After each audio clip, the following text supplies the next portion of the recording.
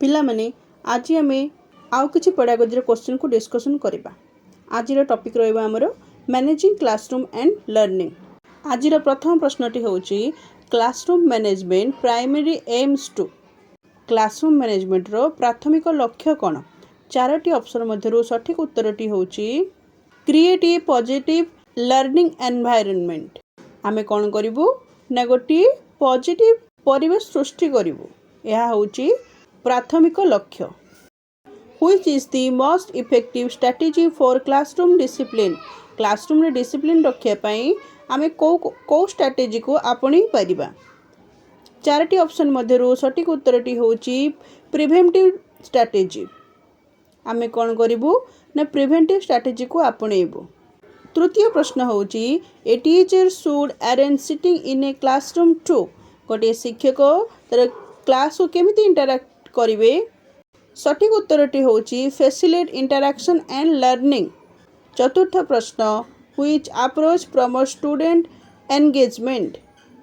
ए मध्यरु को अप्रोच द्वारा को पद्धति द्वारा आम क्लासरूम रे पिला मानन को एंगेज करके रखी पारिबो।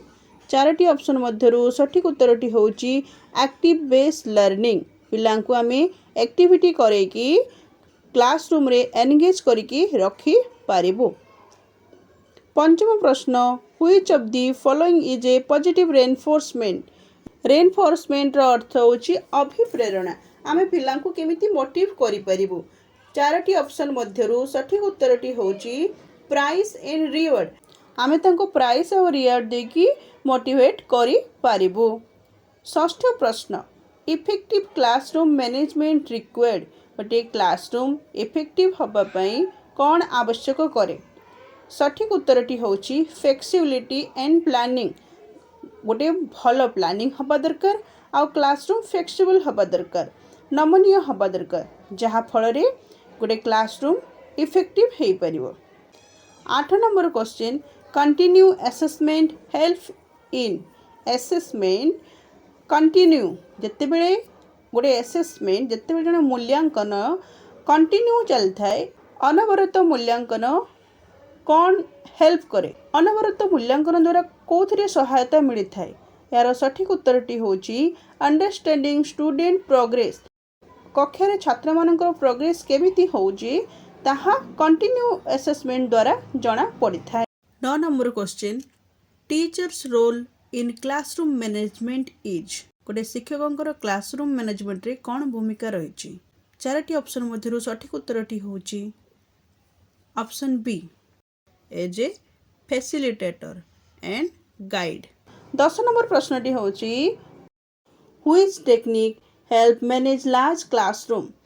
आमे अधिक संख्यक छात्र थिबा क्लास को केमिति मैनेज करिबा। चारोटी ऑप्शन मध्यरु सठिक उत्तरटी हूँ ग्रुप वर्क। आमे पिला को ग्रुप वर्क देगी से क्लास को मैनेज करि परिबा। आज 11 number question which of the best of handling disruptive behaviour. ए चारोटी ऑप्शन मध्यरु सठिक उत्तरटी हूँ अंडरस्टैंडिंग कॉजेस एंड गाइडिंग। आमे कौन करूँ असुविधार कारण कौन जानिया पे चेष्टा करूँ एवं पिला को गाइड जाइकी से सिचुएशन को आमे हैंडल करि परिबो। धन्यवाद।